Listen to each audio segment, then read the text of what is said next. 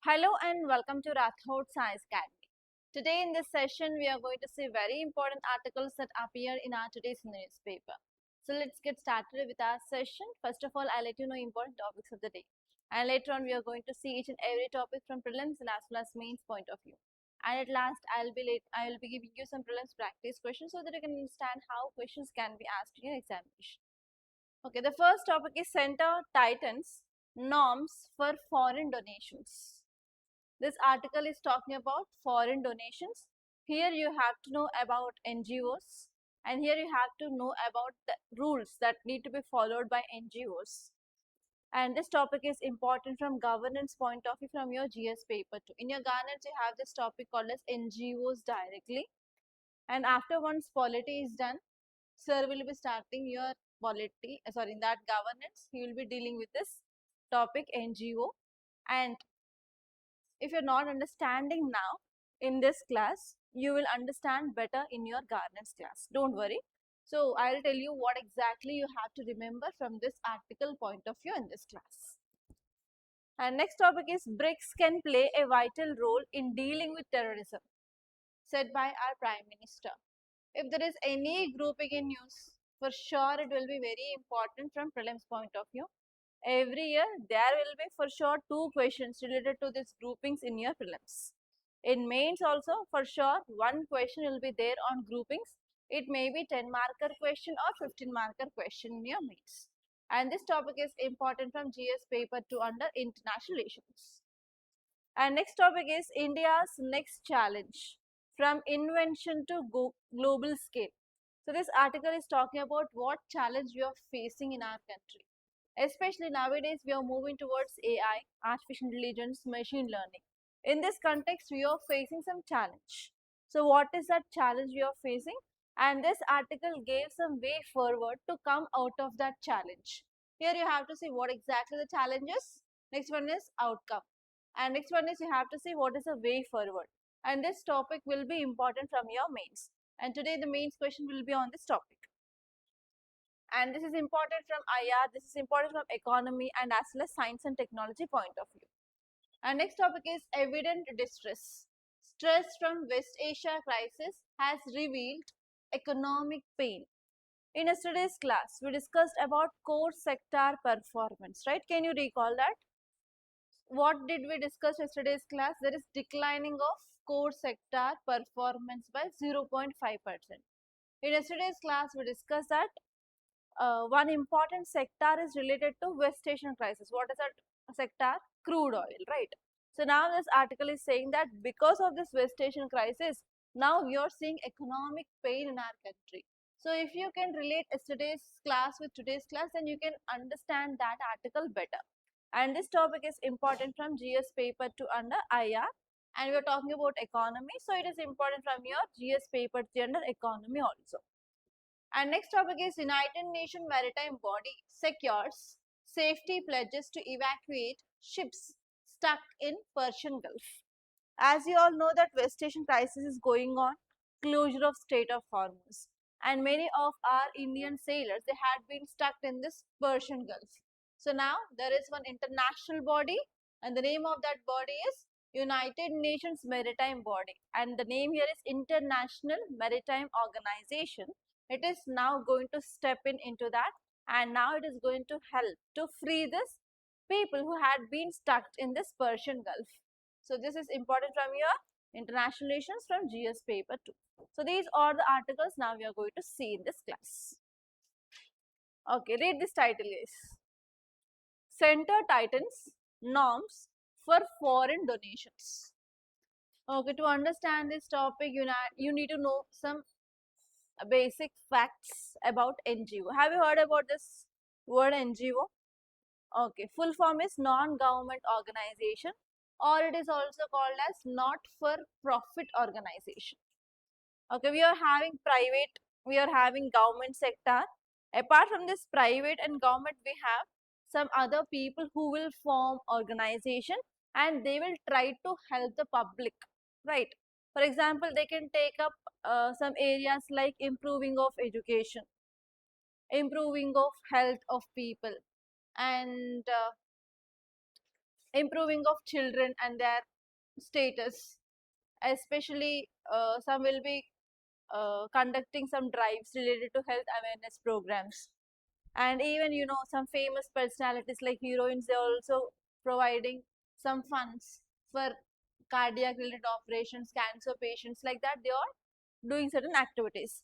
So all those will comes under this NGO. They are not for profit, but they will try to help out the people. So if they want to help the people, for sure they need to get the funds. Yes. So from where they'll get funds? They have two ways. If consider this is an NGO and it is doing certain activities related to improvement of education or rehabilitation of children or rehabilitation of beggars, or they are conducting some drives related to cancer related things, or they are also helping like old age people, they are focusing on saving of environment, some will be focusing on gender equality, some will be focusing on protection of children from this sexual exploitation, some will be focusing on this prostitution like related things, some will be focusing on prevention of drug abuse. So like that, different areas they will select and they will work in their improvement. Women empowerment, environment, lots of areas they can select. So here these NGOs, they can get funds from India, that is nothing but domestic funds.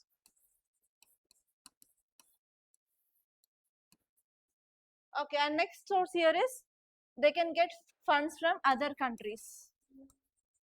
They are called as foreign funds. Okay, I'll give you a small example. Everyone knows Mother Teresa, right? She is known for what? Charity. Yes. And actually she used to get lots of funds. So everyone will think only, everyone knows about only positive face of Mother Teresa, but there is also negative shade. No one knows that. That is one untold story of Mother Teresa. I don't want to talk about that negative story here. But here, if you're doing certain kind of charity services under this NGO, they can get funds from India and they can also get funds from foreign countries. Okay, how they will get funds? For example, there is one industry and this industry will produce some goods. In return, what it will do, it will release some pollution into atmosphere. Because of this industry, it is causing pollution of atmosphere, environment, and people will be getting affected, right? Is that right? Because of this growth, because of this private company which is established there, which is focusing on production of goods, it is affecting the life of people. So for that reason, what government did is, government said that if this company is getting profits, there will be a limit like 2 crore or 5 crore net profits or turnover. So if you have crossed that limit, you have to spend at least 2% of net profit for CSR, that is corporate social responsibility. That means you have to invest in education or improvement of environment or health, education, children, whatever it may be, you have to spend 2% of your net profits on society for the betterment of society, because you are causing pollution, because of this people are affecting. So here now these companies, they will provide this CSR funds to this NGO, and this NGO will be using that funds and it will be doing certain activities for the development of society. So here in India we have companies and even the foreign countries also we have companies.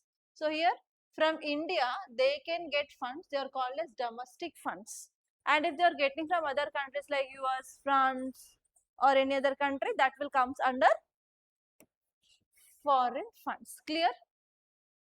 Okay. In India, if they are getting funds, if they are spending that money for the development of society, it's okay. Because those are Indians, they are donating to our Indian people and they are doing certain activities. What if this NGO is getting funds from foreign country? Is that foreign country influence will be there in our country or not? So do you know some famous NGOs in our country? Do you know this Teach for India? Anyone? Teach for India? No idea. Uh,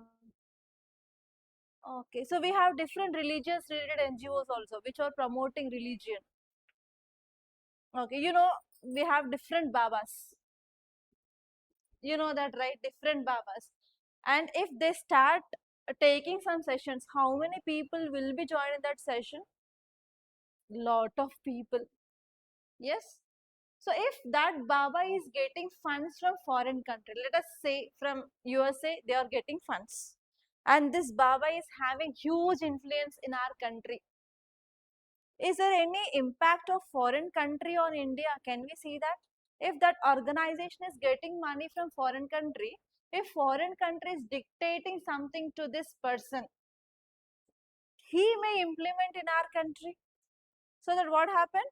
Obviously, foreign country impact will be there in our country or not. It may mislead election sometime.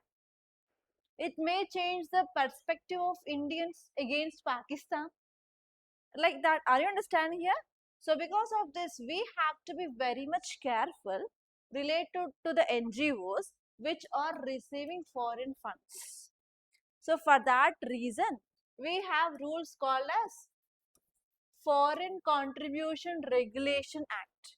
So this act came up by the government to control NGOs which are receiving this foreign funds in our country. Foreign Contribution Regulation Act. So through this act, government is controlling NGOs which are receiving this foreign contribution, and we want to ensure that. So have you heard this word sovereignty? India is a sovereign country. What is the meaning of sovereignty?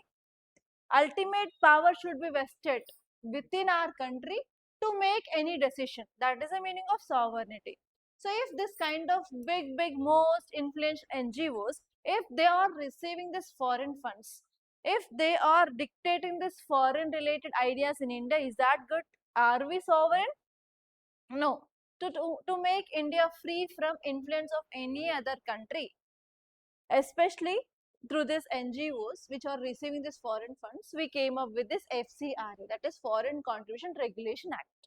It will talks about solely related to NGOs which are receiving this foreign funds. Okay, now what happened is, to increase further more restrictions on these NGOs which are receiving this foreign funds, now we came up with new rules because of the citizen news. Are you understanding here?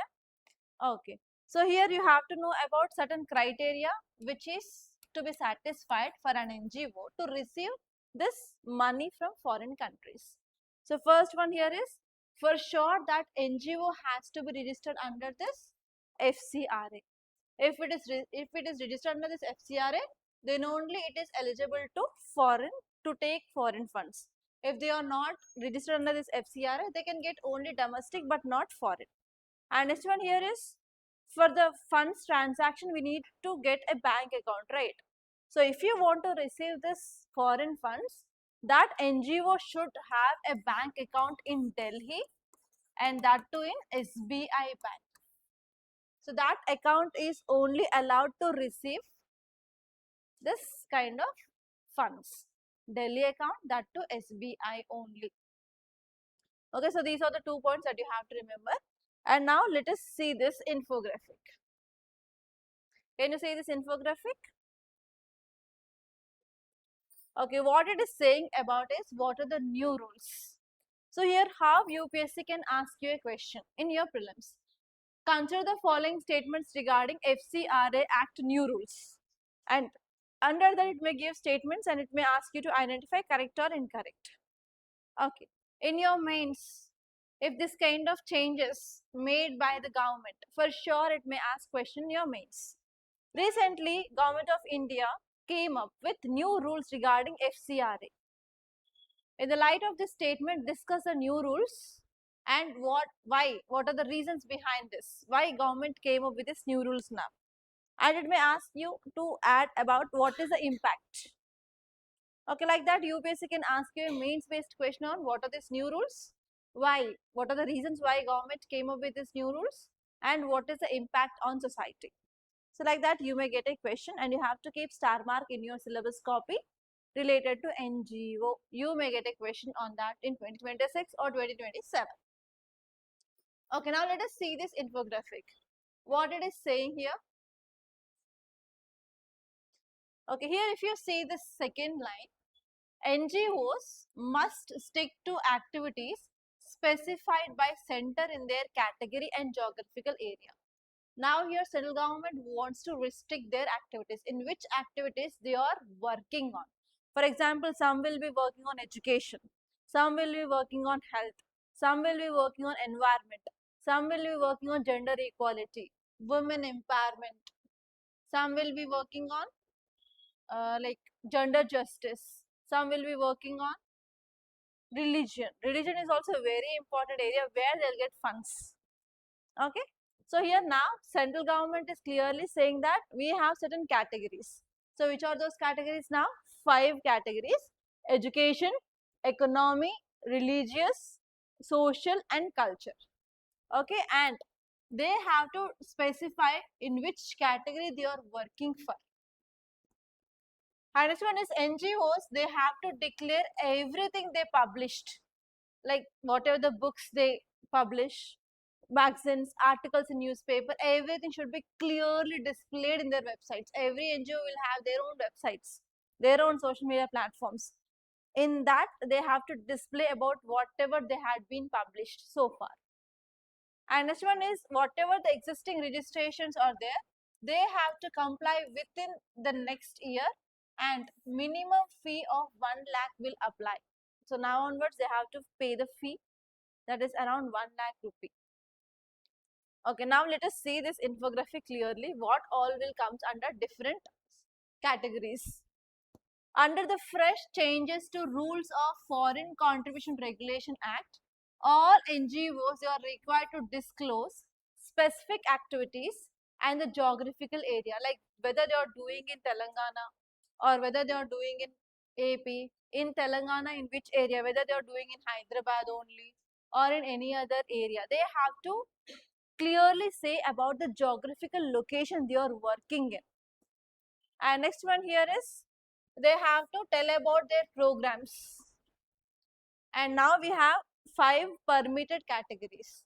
Under education, they can work for development of schools, colleges, establishment of libraries, and they can provide scholarships. They can do research in this education and awareness, and they can go for especially awareness of their constitutional rights related to education. We have article 21A talks about right to education, no? So here like that they can focus on awareness programs under this education category. Under this economic, they can focus on generation of livelihood, skill development of people, agriculture sectors, entrepreneurship, okay, financial and digital inclusion. So these are the works which are allowed under this economic category. And under religious places of worship, religious education, pilgrimage services, meditation programs, preservation of religious traditions.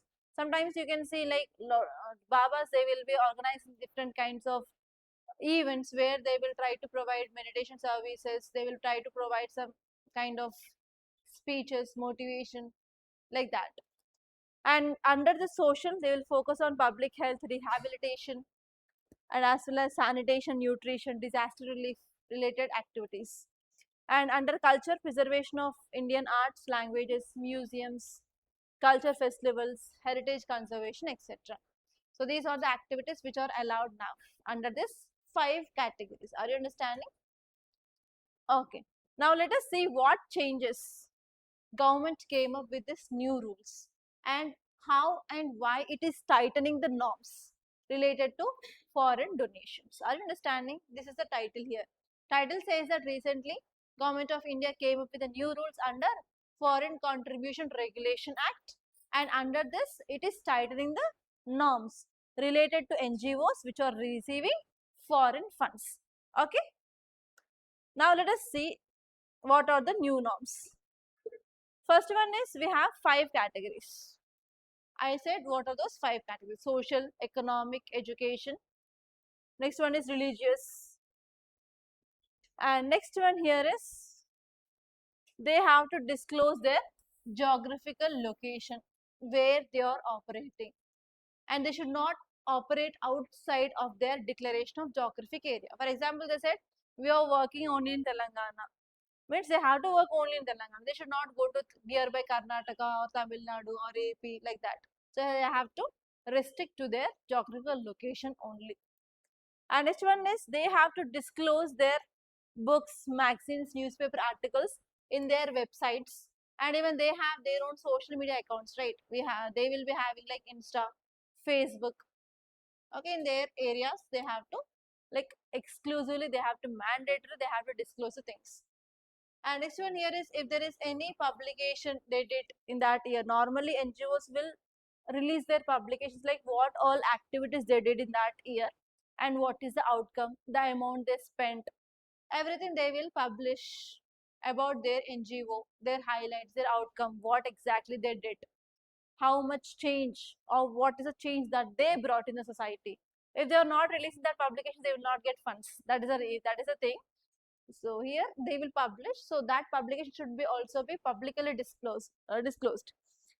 And next important one is they have to include their members, who are the board members, who are the volunteers, how many volunteers are there, so what is exactly this volunteers working in it, in which area. So normally uh, this will add to your DAF also. If there is any NGO which is providing any fellowship programs, try to join that fellowship programs. Even they will be giving stipend for the work that you are contributing, and you can learn a lot. And even you can keep that in your DAF also. When you apply for the civil services examination, you have to fill your DAF, right? In that you have to add your achievements, what all you did in these years. If you are not having any achievements, means that entire area column will be like blank. So if that is blank, means obviously it will be creating a negative thought in this interviewer that they did nothing. So don't do that. If they are having any fellowships, you can join that. Teach for India is the largest NGO in India, which will be focusing on education especially, and they will provide even stipend of around 20 to 25,000 rupees, I guess. I don't know clearly, but it will be around 20 to 25,000 rupees of stipend they'll give. So you can join that kind of programs. On weekends, you can go and you can serve the society also. And you can learn a lot like what is happening on the practical level at the ground level. Okay. Yeah, next one here is one more important change is fee structure change. For example, there will be some NGOs which will be focusing on, I'll show this, education. Okay, in education they will be focusing on development of schools and colleges. On another side, they'll say that we are also focusing on skill development for the people. That means they have to pay fee for education and even for economy. Earlier they used to get registration, they used to pay single fee for all, but now they divide into categories, and if you are doing activities under different categories, you have to pay that much amount now. For example, if there is NGO which is focusing on schools and colleges, and even they are focusing on public health, means they have to pay money of 1 lakh rupee for this education plus 1 lakh rupee for this social. So like that, now they increased the fee they have to pay. But earlier, only one registration, only one time fee for all activities. What are the activities you do? You do.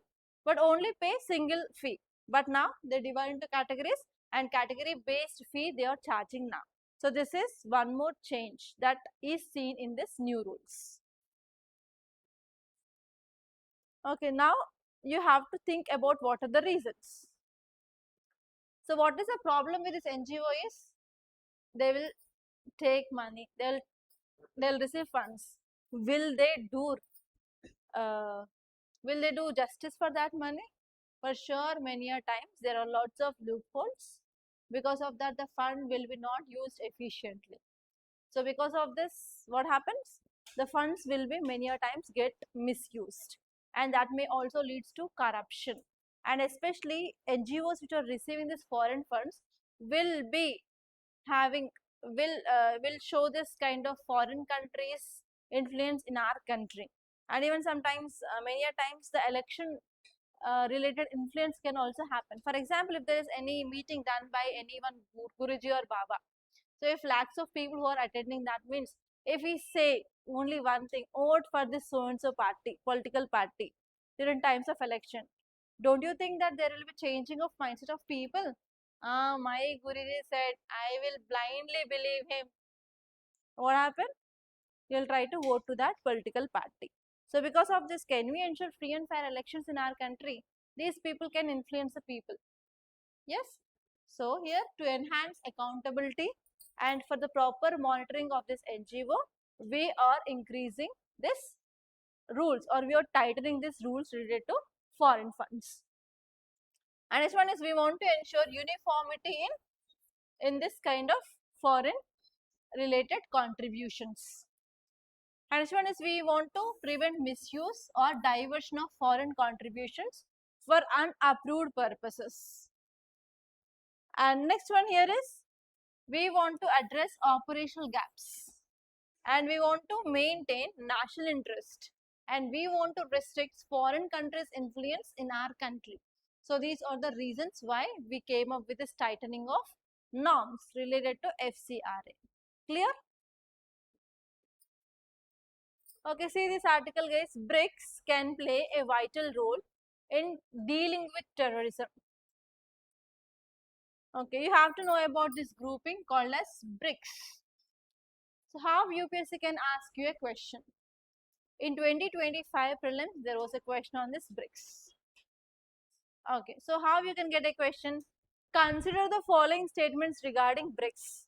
Under that, UPSC can give you 3 or 4 statements and it can ask you to identify correct or incorrect. That is the first format. And next one here is, normally UPSC will be focusing on the members related to these groupings. Consider the following. They may give you 4 to 5 countries and they may ask you which of the above countries are part of BRICS grouping. If there is any newly added member or newly members, if they are going out of this grouping, that will become very important. So you have to remember about this members. Okay. Now our Prime Minister, he himself gave this statement. What is that? BRICS can play a vital role in dealing with terrorism. You basically can take this statement directly, and what it will ask here is, BRICS can play a vital role in dealing with terrorism. Discuss, comment, examine. So this will be a mains question. Okay, like that, if there are any statements given by our finance minister or home minister, prime minister or president related to any groupings, just they will add this one, discuss, comment, elaborate, enumerate. So like that they may give. This will be your mains question actually. Okay, so this may be like 10 marker or 15 marker. So you have to know why our delegate gave this statement. Do we have any substantiation for this or not? Any examples which will prove that or not? We have to see in that point of view from mains. Are you understanding? Okay, now let us see this in detail. Okay, so now let us see about first BRICS. BRICS is an intergovernmental organization. So here if you see the members, B for Brazil, R for Russia, I for India, C for China, S for South Africa. So these are the countries which formed this BRICS. And later on, many countries they have joined. So if UPSC gives the question on members, for sure it will not give on this, because you can easily remember by seeing that BRICS. So they will be asking you on members which had been added in the recent past. Okay, clear? Okay, so if you see about this BRICS, it is a intergovernmental organization, and especially we have major emerging economies as part of this BRICS. And why they formed this organization? For economic purpose, to improve this economic relations between the countries. And next, if you see here, initially in this BRICS, 4 countries were there: Brazil, Russia, India and China. And later on in 2010, South Africa formed. South Africa also joined that. and that led to formation of BRICS. And after that, many countries joined. So please make a note of that countries: Egypt, Ethiopia, Iran, UAE, and Indonesia. Indonesia is the recent member which joined this BRICS. Saudi Arabia, I think it had not been completely accepted. Discussions are going on, I guess. 5 plus 6. 1, 2, 3, 4, 5. Okay, check once. As of my knowledge, by 2025 only Indonesia joined. In 2026, check once whether Saudi Arabia joined or not. Okay, when it joined, 24. No, I guess. As of 2025 only this Indonesia. Please check once. And as of my knowledge, no, not finalized. The discussions are going on. Check once again.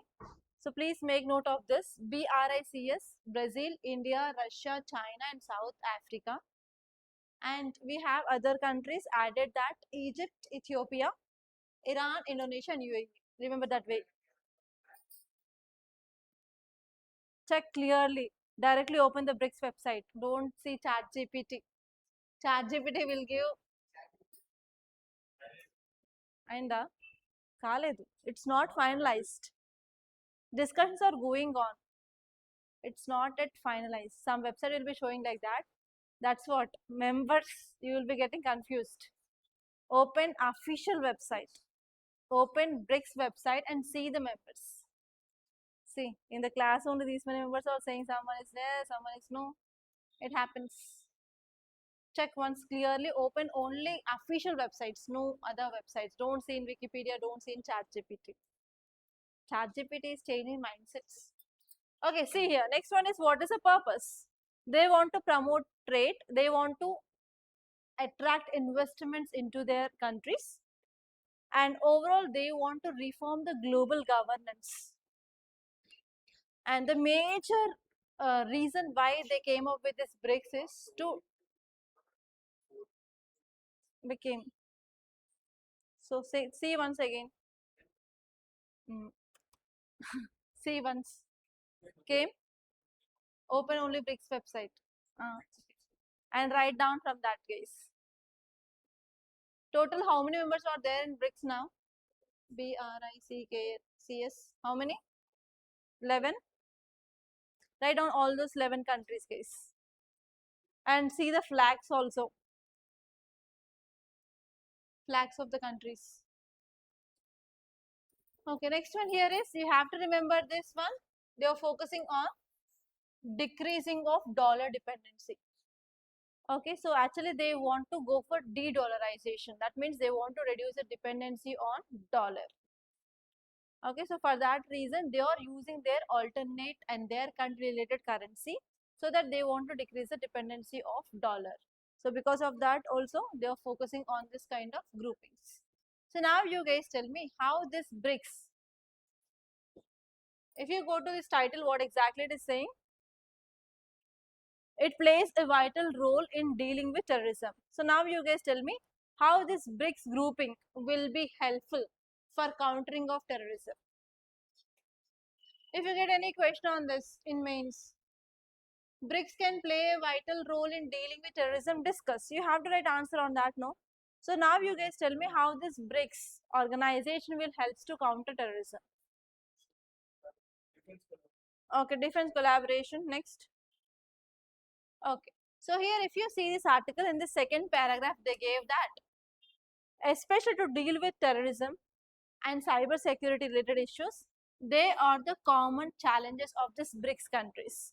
So if you are increasing security, if you are increasing cooperation between the countries, and if you are sharing this kind of advanced technologies with the countries, obviously we can go for cooperation between the countries and we can fight against this terrorism. That is the thing they mainly said. And they said that because of this grouping, we can ensure safe and as well as secure and inclusive world. Okay, so here you have to know about how technology can be helpful and how information sharing can be helpful to counter terrorism. You have to think on those lines.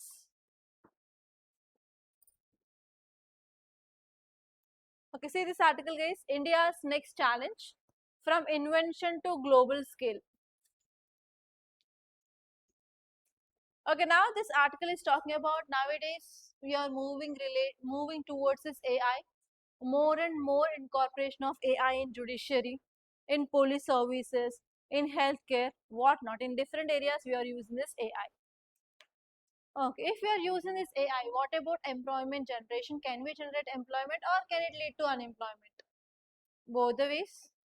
Especially who are having high skills can get employment in this AI. If they're not having skill, they will be losing their employment opportunity.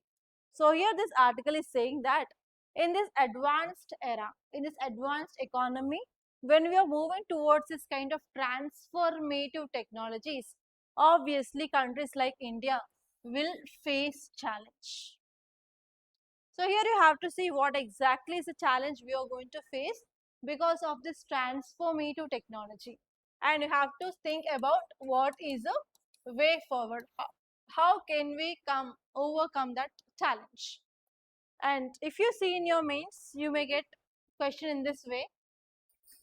Uh, in different sectors like police, judiciary, in healthcare, in education, we are incorporating AI, which is transforming our different sectors. On another side, there are lots of challenges. Enumerate the challenges related to AI and suggest measures. In that way, you may get a question. It may ask like, what are the advantages of AI and in which sectors you are using AI? Give some examples. And it may ask you about what are the challenges faced by AI incorporation. And next, it may ask you to suggest some measures. Okay. So this is one trending topic. On this, you may also expect essay also related to AI. Okay, this is not only mains answer based question, you may also get directly AI based essay also. Okay, now let us see this article.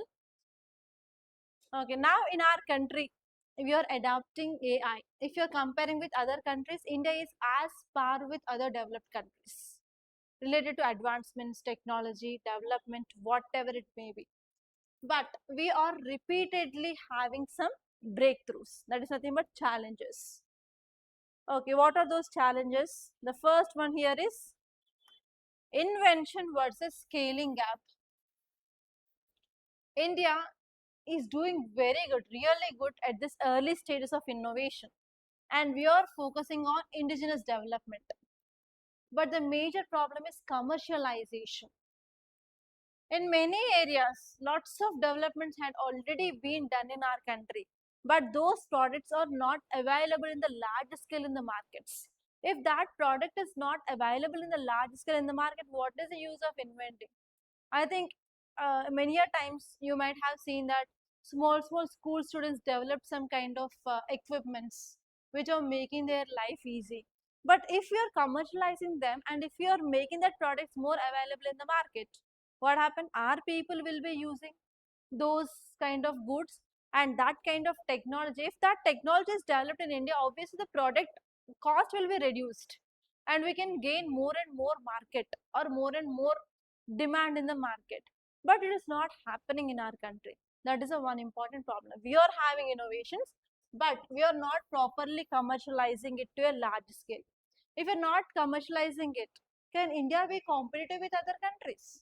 For example, let us take an example like in a small village, a school student of 8th class, I guess, he developed some equipment that is nothing but just by writing the, I can't recall that invention right now, but he made some invention. If that invention is not known to the country or the people who are present in other parts of our country, will that innovation is useful? That is a major problem which is happening. There is hindrance. So here we are not properly commercializing it. Rather than that, if other countries are exporting that same kind of product, it will say that China is good, China is having lots of innovations, but we are undermining our own talent. So that is the major problem which is happening in our country. There is no commercialization. of the innovation. And next one here is, we don't have lack of talent or vision in our country, but we don't have proper ecosystem related to providing of funds related to that talented persons or innovation. And even there is no proper policy consistency, and even there is no proper supply chain and logistics in our country. So because of this, we are not utilizing this AI and machine learning, and especially high end technology in our country, and even innovations. And next one here is, many innovations remain confined to public sector institutions, and private sector people are not focusing on innovations because they have to invest a lot in research and development. Private sector people are not investing in R&D, only government is investing in R&D.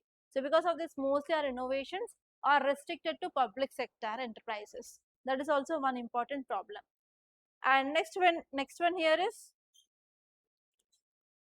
one more important problem here is, in our country, one guy who will be like focusing more on more, and he worked hard and finally he find out one product, but that entire credit will goes to that person. No, who will capitalize that innovation will be getting more famous. So that is also one important problem here. The problem here is, in the current tech race, the winners will be or those who scale it best rather than who invented it. That is also one important problem we are facing in our country. Okay, so these are the challenges we are facing. Now you guys tell me, what can be done? How can we become better? India is having good talent. India is having good innovations, but we are not utilizing it like as other countries do. So you know now how we can utilize this. What is the way forward? What do you think? What can be done in our country? Okay, we have to encourage this private people also to invest. Next one is, government has to fund this kind of talented people. Next. So first one here is, India can lead in AI by democratizing affordable and energy efficient intelligence for billions. So for billions of people, we have to make this affordable, and we have to increase awareness to people. And next one is, we have to focus on cost reduction. If we are reducing the cost, obviously we can come up with lots and lots of innovations in different areas like healthcare, science, drug discovery, climate change, whatnot. In different areas, we can increase our innovations. And next one here is, we have to identify who are the innovators, and we have to try to recognize them. So obviously, if you are recognizing them, what happens? It will inspire others to do something. Yes or no? Normally in your school, the student who gets the first marks will be getting award like first in class badge. If he got that, obviously we'll think that on that day, at least on that day, we'll inspire that next time I will be getting first in class badge. Yes or no? I used to have this kind of thought. If I got second in class means I won't accept it at all.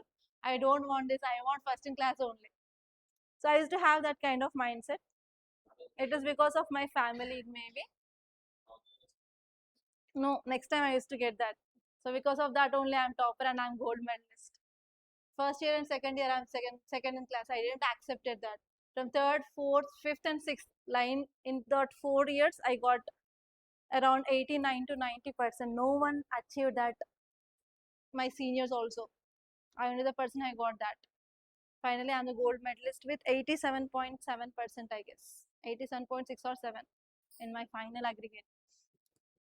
Okay, see this recommendations, what can be done. So these are the recommendations given in that article.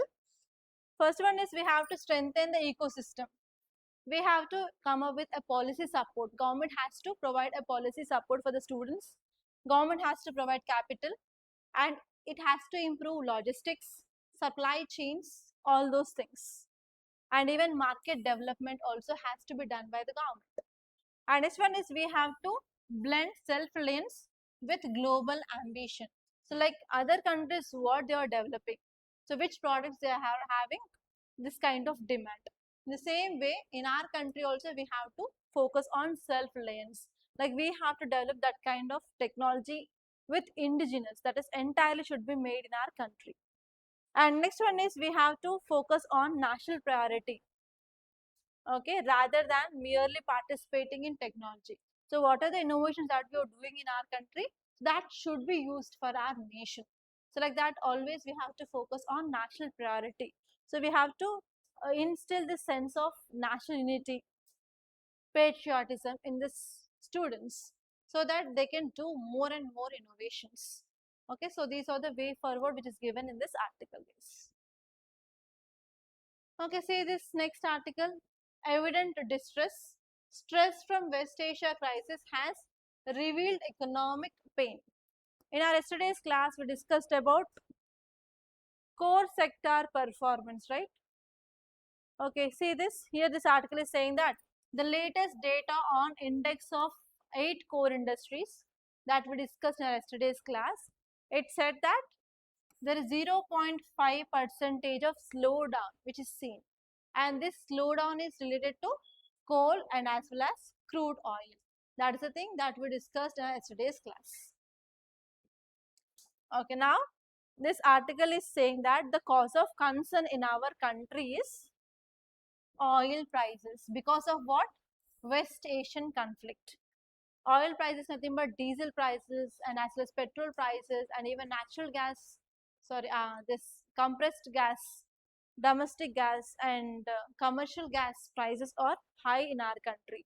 So because of this overall, this crude oil sector is not doing well. That is this article. So here this article is saying that whatever the oil we are importing, it is not meeting the demand. Because of this, the supply is less and demand is more. Supply demand mismatch. Because of that, obviously, there will be increased prices. The same thing which had been said. And not only there is problem in this oil, but even the fertilizer is also got affected.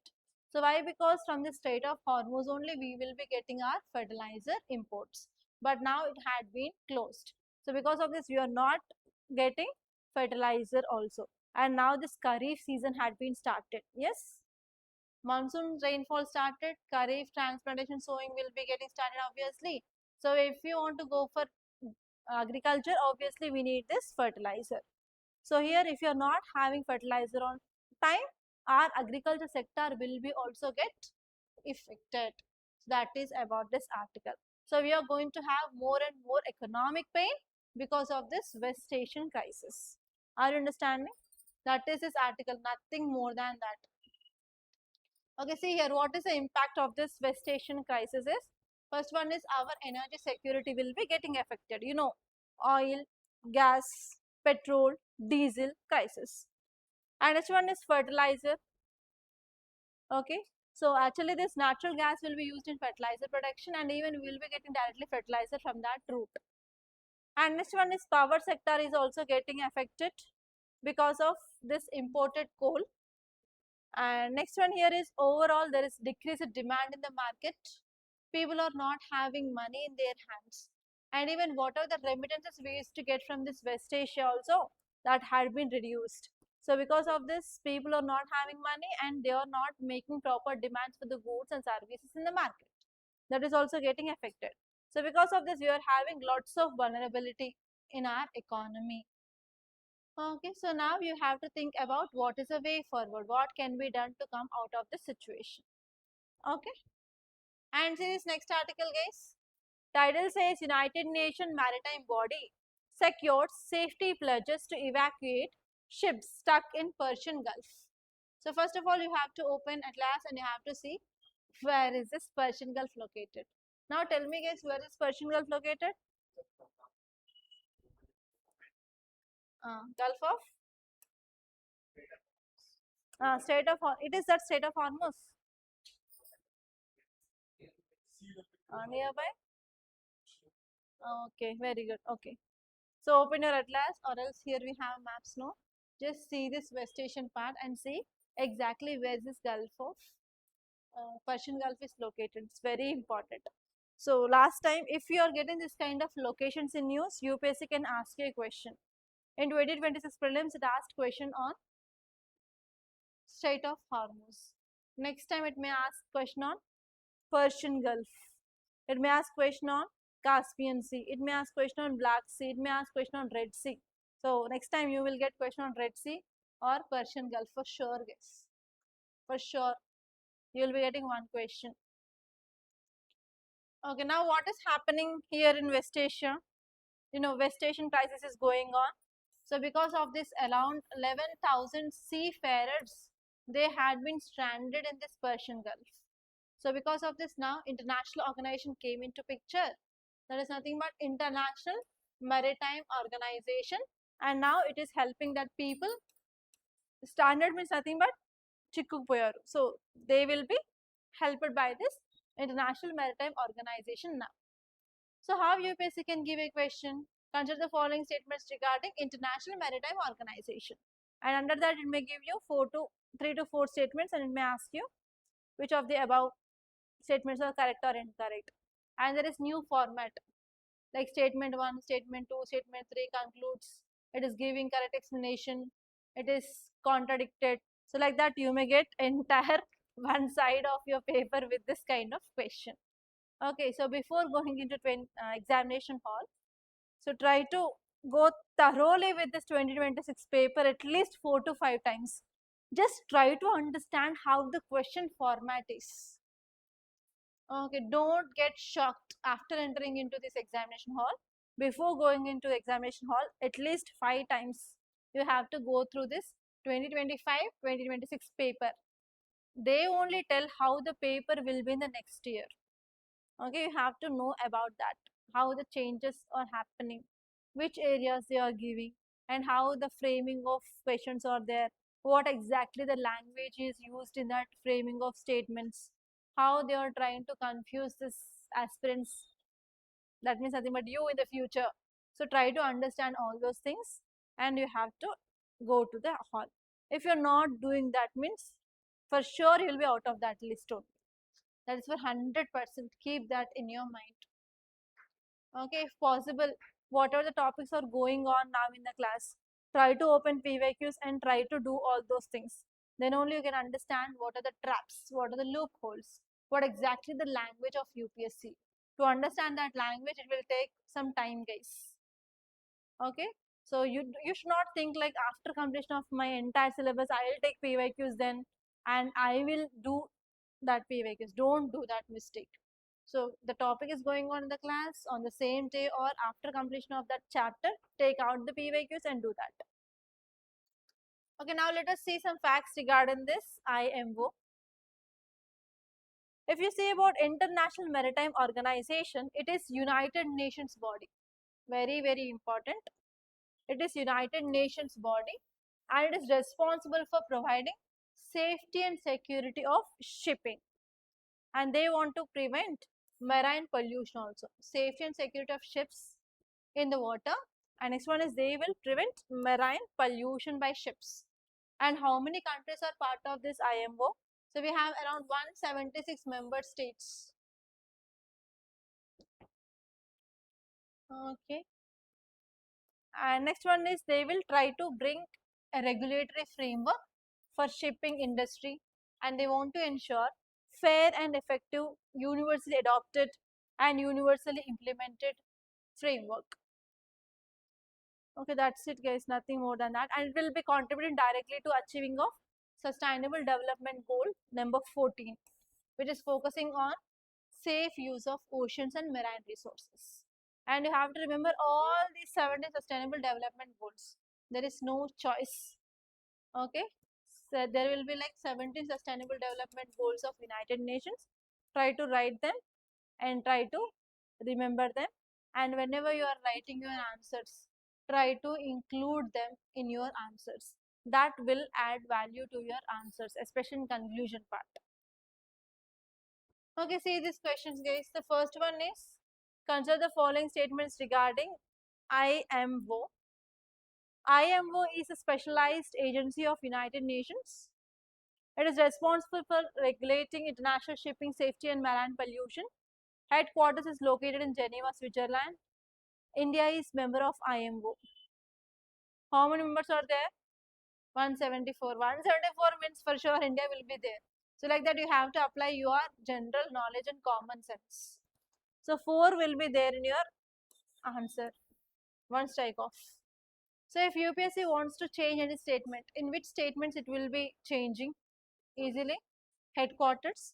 Actually, it is located in London, not in Geneva. It can be easily changed, no? Those kind of easily changed things will be for sure wrong. And you have to remember, whenever they are giving any statement related to aims and objectives, what it is for, that will be always right. So this organization is for international shipping. So like that you have to remember some tips. Then only you can do this. Normally they will be changing this also. But here in this case it is right. Okay. So here this only third statement is wrong. 1, 2, 4 are right. So answer is option B. Okay. So in that way you have to remember guys. Say this one. BRICS is initially formed by Brazil, Russia, India and China. South Africa joined this group later. Indonesia became a full member of BRICS. BRICS has a permanent secretariat similar to United Nations. No, it is not having any permanent secretariat. You know this, in 2005, Indonesia joined this. First, we have only 4. After that, in 2010, South Africa joined this. So, answer is 1, 2 and 3. Option A is right answer. Okay, in that way, you have to solve this prelims questions. Okay, and try to solve very fast. If you have stuck in reading the question, means you will be stuck in there only. You will be have 100 questions, 120 minutes of time. That means you have to even bubble your questions, answers right in your OMR sheet, and in between 5 minutes will be gone, because they'll bring some sheets where you have to bubble your answer sheet number, your roll number, your sign, your set number. It will take 5 minutes, it will be gone. And sometimes the paper can be given on time or can be delayed by 5 minutes, again 5 minutes gone. So keep in your mind, within 1 minute you have to answer this question. Each and every second counts. Don't say here and there, others are bubbling or not, I'm or bubbling or not, what others are doing before and back. Don't do that. By that you will be getting tensed. So focus on your paper. That's it. 1 minute for one question. Keep that in your mind and do now. That's all guys. By this I'm concluding. Thank you so much for watching, and if you like this class, please hit the like button and please do subscribe to our channel guys if you have not been subscribed. And if you want to join foundation course, we are providing both on online and offline, and you can contact us for further details. Please contact us on this number 8074765513, and I wish you all the best.